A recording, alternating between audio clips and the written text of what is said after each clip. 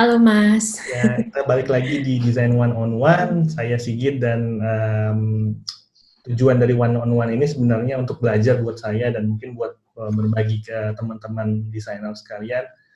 Uh, Bukan nyari pengalaman yang atau ngobrol sama mereka yang udah berpengalaman banyak gitu atau udah positif tinggi, tapi lebih ke nyari perspektif yang unik dari desainer dan juga mungkin dari sisi personalnya juga.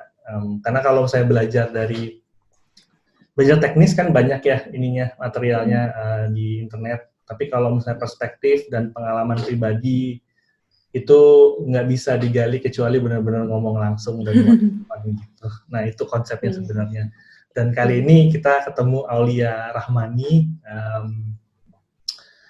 Aulia ini adalah UX Lead ya di Altera ya. iya, iya. Altera.id itu nanti mungkin bisa ceritain Altera itu apa karena walaupun gue udah pernah tahu tapi takut salah gitu. Dan juga role-nya apa di Altera dan kebetulan Aulia ini pernah nge-tweet di Twitter yang nge-tweet di Twitter tentang UX writing dan itu kayak profesi yang mungkin belum atau disiplin yang belum apa ya belum belum mungkin ada tapi belum terdevelop atau terbangun dengan baik di dunia UX dan ternyata menurut pengalaman kita berdua ini sesuatu yang mungkin penting dan potensial gitu kali ya. Iya. Oke, mungkin awalnya mungkin bisa di introduce dulu kayak Aulia itu role-nya apa, terus pekerjaan sehari-harinya apa, dan mungkin Altera itu apa ya? Oke, jadi tadi dibilang gue Aulia, kemarin lumayan sih tweetnya itu sempat banyak yang nge-love, nge-retweet soal UX writing ya. Gitu. Gue sendiri sebenarnya bukan seorang UX writer, gue sebenarnya secara role itu UX lead di Altera. Altera itu perusahaan teknologi, tapi dia fokusnya ke B2B. Kita sebenarnya lini bisnisnya itu udah lumayan banyak, ada beberapa. Tapi yang paling terkenal itu adalah sebagai bill payment aggregator. Gitu. Jadi biasanya orang-orang bayar atau beli produk digital, itu yang menyediakan di beberapa e-commerce itu Altera. Jadi kalau kalian beli pulsa atau mau bayar tagihan PLN kayak gitu tuh sebenarnya menyediakan di belakangnya itu dari kita. Tapi banyak yang orang yang belum tahu ya. Gitu sih. Kalau mau tahu lebih jelasnya sebenarnya di websitenya altera.id itu udah lumayan banyak penjelasan kita tuh ngapain aja, bisnis kita apa aja gitu. Terus peran UX lead itu apa di Altera?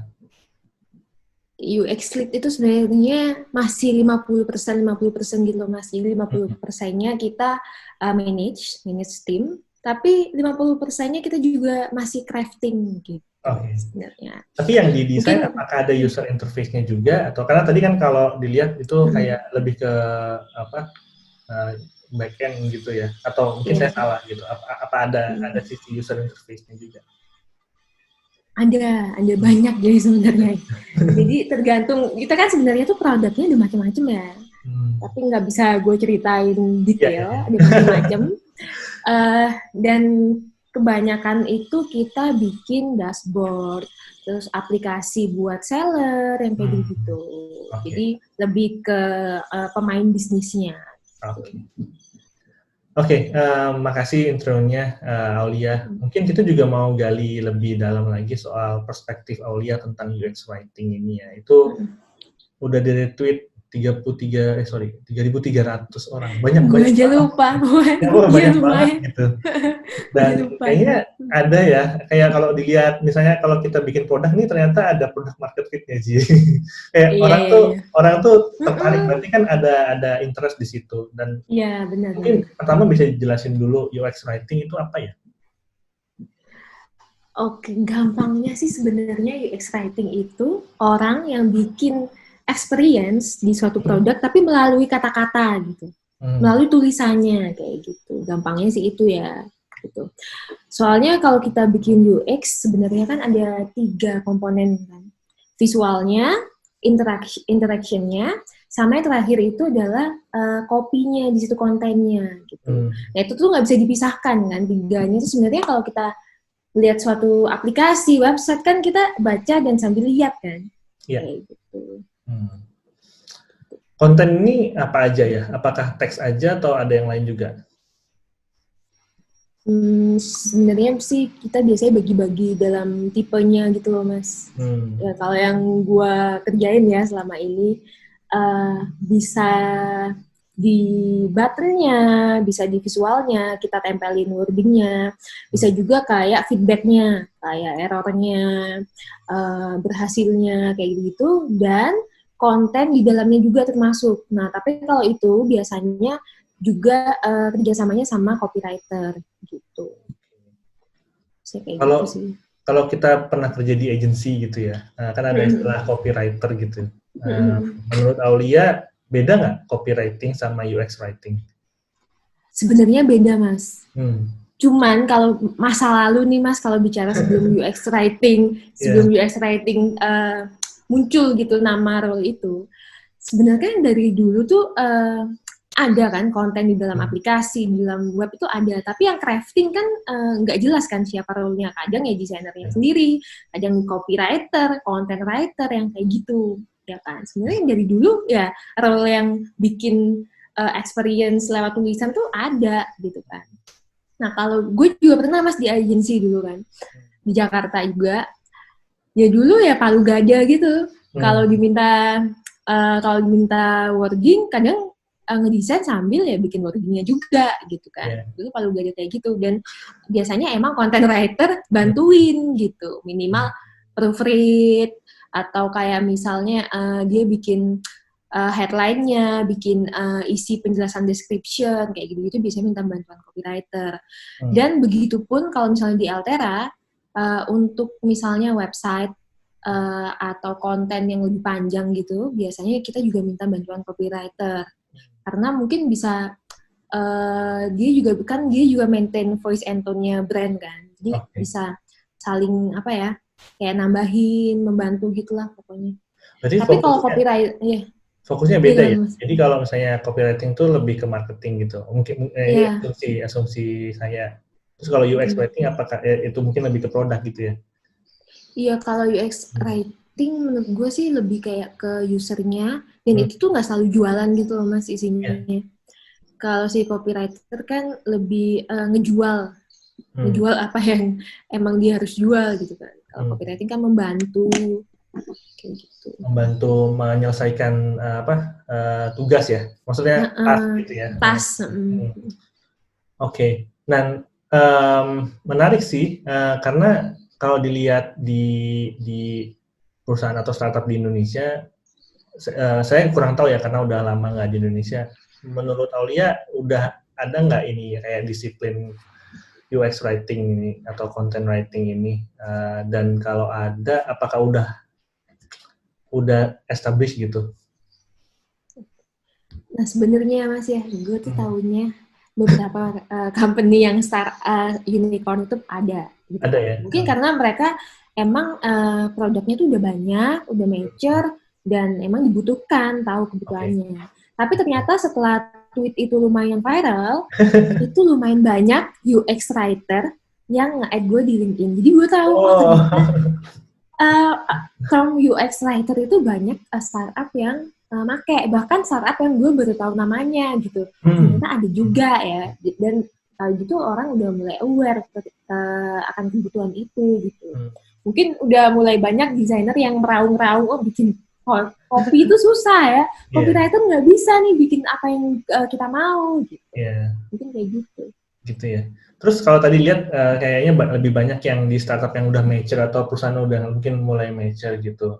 Tapi menurut Aulia apakah, nah ini misalnya besok kita bikin startup baru gitu, apakah harus langsung ada UX writer atau enggak? Kalau menurut gue enggak harus. Karena kita harus, ini kayaknya sempat gue bahas waktu yang live itu, harus tahu juga skill set sama kebutuhan company-nya itu di level mana gitu. Jadi tergantung produk juga ya, mungkin.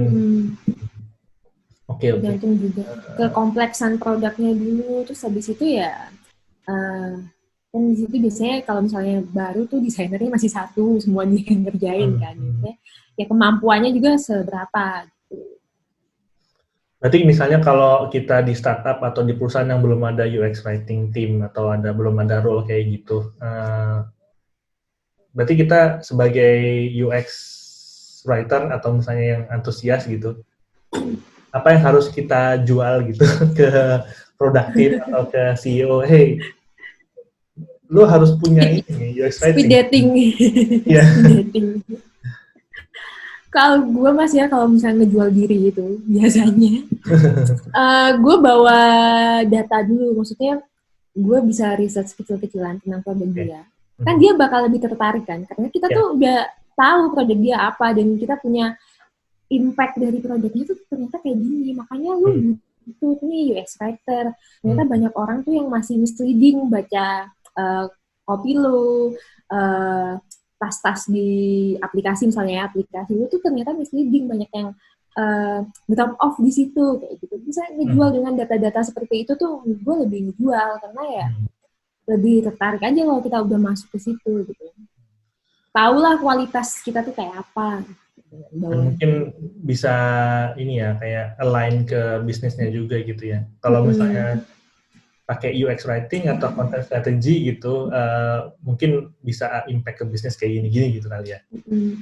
Bawa-bawa revenue. Iya.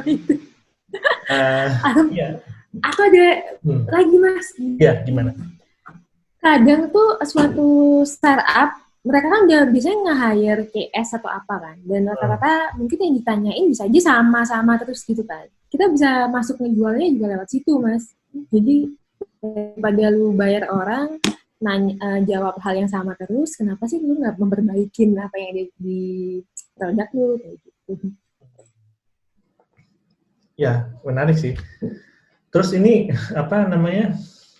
Yang belum punya UX writer atau UX writing atau content strategy team biasanya emang ini sih UX designer yang mulai ya. Jadi ya mungkin pengalaman Aulia juga, pengalaman saya juga gitu.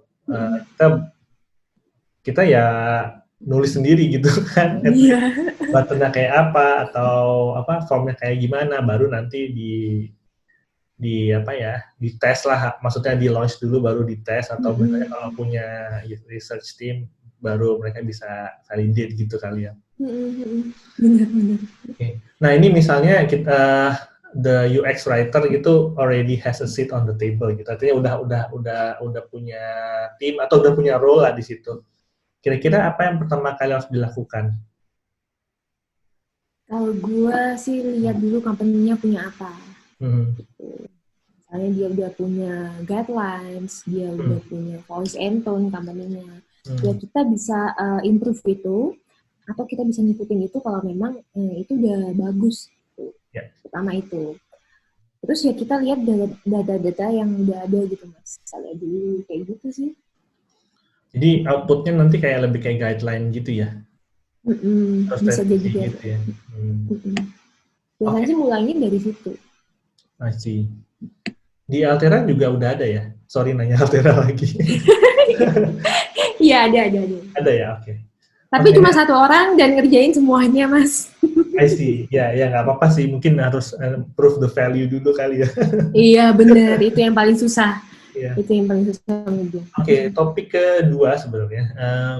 Gimana caranya pivot ke UX writing dari profesi apa aja? Ya ini kayak mungkin karena dia dari tweet yang kemarin itu banyak yang interest juga ke writing, mungkin dari desainer, mungkin bisa dari copyright yang di agency gitu, atau bahkan mungkin dari profesi lain. Nah, menurut Aulia, bisa nggak sih kayak banting setir langsung, atau misalnya harus ada kayak prerequisite-nya dulu, sebelumnya harus punya pengalaman apa dulu? Kalau menurut gue banting setir itu pasti bisa, tapi ya harus ngelewatin suatu proses lah. Gue aja dulu juga banting setir kan hitungannya, maksudnya iya dari kayak mahasiswa, dari ngoding, terus akhirnya sampai di sini gitu kan. Jadi ada beberapa proses yang gue lalui. Kalau untuk UX writer sendiri, punya pivot sih menurut gue pasti bisa. Cuman ya Ya. itu, perjuangannya banyak, apalagi di sekarang itu Mas, Hmm. lebih banyak orang yang tertarik dengan role kita ini, maksudnya UX Hmm. writer, UX designer, project designer, kayak lebih banyak itu, maksudnya lebih kedenger suaranya dibanding beberapa tahun yang lalu, mungkin 5 tahun yang lalu, 10 tahun yang lalu ya kan. Jadi persaingannya pun juga beda nih sama yang dulu. Yang harus disiapin menurut gue ya harus belajar, harus mau berkorban gitu.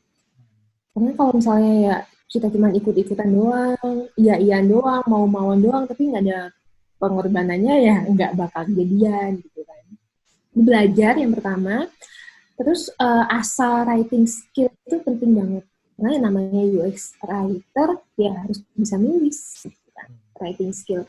At least kalau misalnya kita mau jualan diri, si recruiter itu tahu kualitas nulis kita tuh kayak apa gitu. Tahu style kita kayak apa, tahu kita itu kalau storytellingnya kayak apa sih, orang ini bisa nggak sih menceritakan sesuatu gitu, bikin gue tertarik lah, bikin gue hook sama sesuatu tuh bisa nggak sih kayak gitu. Nah, kalau UX designer kan biasanya ada portfolio design. Kalau UX writer, portfolionya apakah harus purely kayak konten atau tulisan atau gimana? Sebenarnya sih Mas, kalau gue ya kemarin-kemarin pas apply UX writer gitu, gue cuma ngelihat gaya tulisan mereka gitu, karena waktu itu tuh belum banyak yang aware sama role ini, dan carinya pun susah gitu kan, cari orang yang bisa ngisi itu susah. Ini kayak beberapa tahun yang lalu ya, sekitar 2 tahun yang lalu. Nah kalau sekarang berhubung lumayan banyak yang mengenal role ini, menurut gue lebih baik disiapkan portfolio yang udah ada study case-nya. Jadi tahulah recruiter itu tahu kualitas kita kalau bikin UX writing atau micro copy itu kayak apa gitu. Gue juga sempat bahas kemarin waktu di live kayak sebaiknya apa sih yang harus ada di study case kita gitu. Ya. Gitu. Oke. Jadi emang mungkin mirip kayak UX design portfolio tapi lebih fokus ke konten writing. Micro copy-nya gitu. Microcopy itu apa sih? Nah, ingin klarifikasi. Oke, jadi bisa dibilang outputnya UX writing itu namanya microcopy. Nah, kenapa sih disebut microcopy? Dulu gue juga sempat kepo tuh Mas, kenapa sih orang-orang yang bikin artikel, buku, UX writer tuh bikin microcopy gitu, nyebutnya microcopy gitu. Ya kalau dipikir-pikir emang apa yang ditulis tuh limit banget gitu loh, space-nya cuma segitu, tapi kita harus benar-benar bikin orang ngerasa ke-guide, bikin orang tuh sampai di tujuan yang tepat, kayak gitu. Space-nya cuma dikit, makanya namanya micro gitu.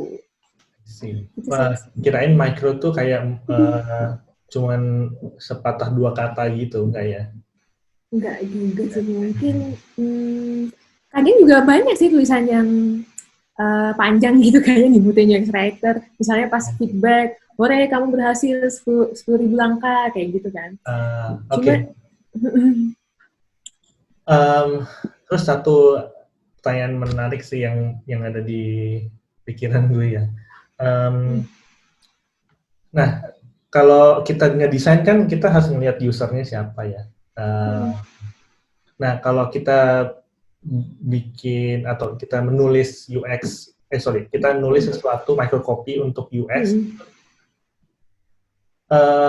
perlu dilihat audiensnya juga nggak? Misalnya dalam arti kayak, kan kalau dalam dunia penulisan kan ada kayak yang baku, ada yang enggak gitu ya. Nah, seberapa penting kita mungkin ngelihat baku apa enggaknya ini gitu. Apakah kita harus ngelihat audiensnya juga, misalnya mungkin mereka yang muda atau mereka yang tua atau mereka yang ada di kota versus yang ada di desa, itu beda nggak?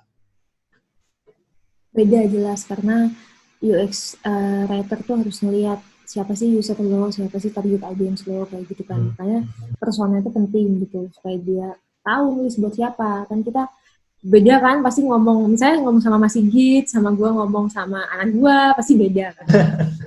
Iya kan? Tergantung produknya juga ya. Tergantung produknya yang make tuh siapa gitu.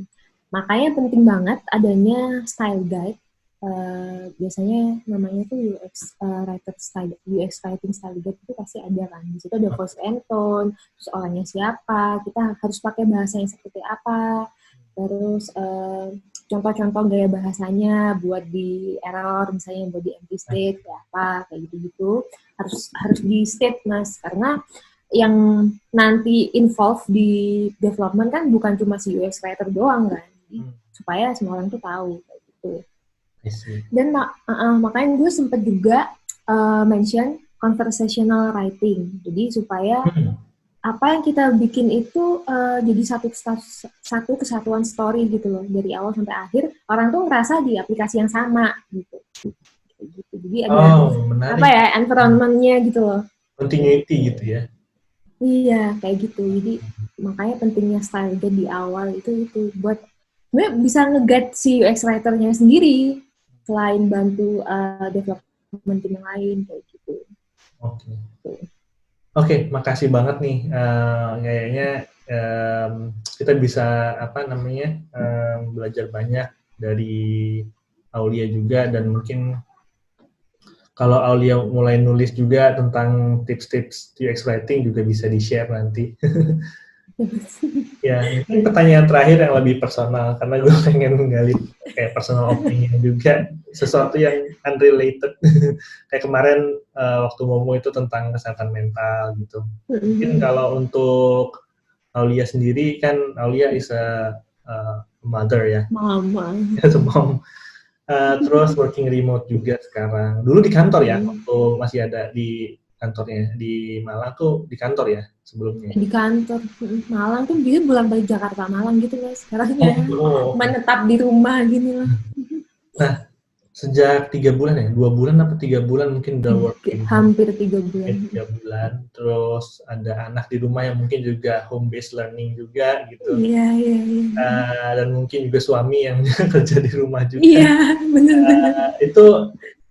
Itu gimana itu? Apa namanya? How to stay productive di tengah kesibukan di rumah gitu. Sebenarnya ini tuh ada time frame-nya gitu loh Mas. Awalnya menolak, terus kayak udah burn out banget, sampai akhirnya menerima gitu, ada time frame-nya gitu kan. Pertama denial dulu ya, baru apa sih? Iya. Udah sekarang udah melandai ini time frame-nya gitu. Sebenarnya belum nemuin formula yang tepat gimana sih supaya kayak deal with everything gitu. Tapi ya harus pintar bagi tugas sama suami sih Mas, itu kuncinya. Toddler emang lagi susah-susahnya, lagi semua tanyain, pengen tahu terus gitu kan, dilarang nggak mau. Itu gimana komunikasi kita ke suami sama ke anak tuh penting banget juga. Kalau misalnya kita nggak bisa bagi tugas di rumah, ya yang kacau tuh bukan cuman gua doang gitu, tapi tiga-tiganya di rumah ini kacau semua. Gitu. Jadi pertama komunikasikan sama suami, dia mau bantuinnya gimana kayak gitu. Kita bagi tugasnya gimana sih, gue kerja dan kebanyakan 80% meeting kayaknya kehidupan gue ya kan. Iya kan. Ngerti kan feeling kayak gitu. Gimana gue bagi tugasnya sama suami yang 80% gue ini mesti meeting, tapi gue juga mesti crafting something gitu kan. Gue komunikasiin itu, dia dealnya kayak apa, dan gue juga komunikasiin sama bos gue gitu.